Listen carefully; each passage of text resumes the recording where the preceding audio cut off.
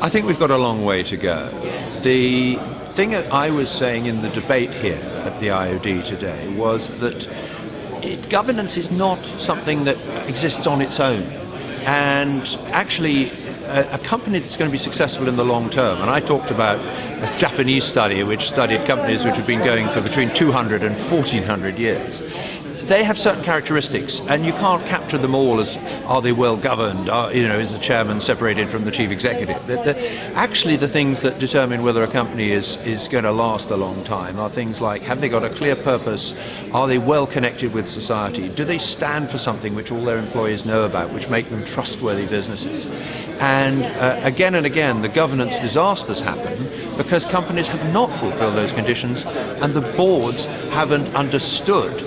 And they haven't followed what I described in my contribution as the behavioural audit trails, asking those difficult questions when you note that you've got a high-performing employee who's earning lots of money, but actually is a bit of a bully.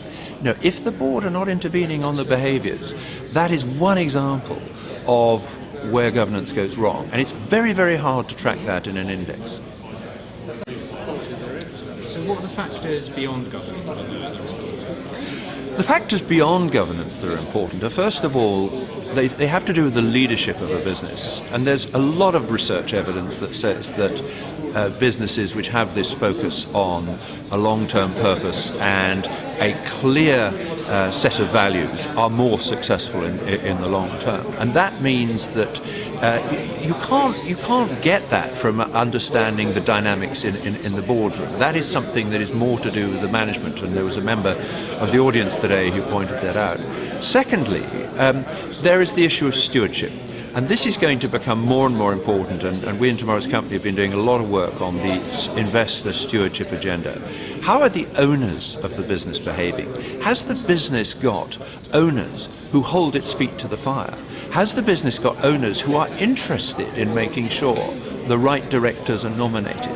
That's a question of good stewardship. In Sweden, for example, the investors are very involved on the nomination committee. In the UK, the nomination committee tends to be controlled by the chairman. In the future, I believe that it will become more and more important that companies are a bit more like family businesses, that actually they have owners, or they have a chunk of owners who have a holding that lasts, that gives confidence to the management that if they set a direction, they won't be thrown off course.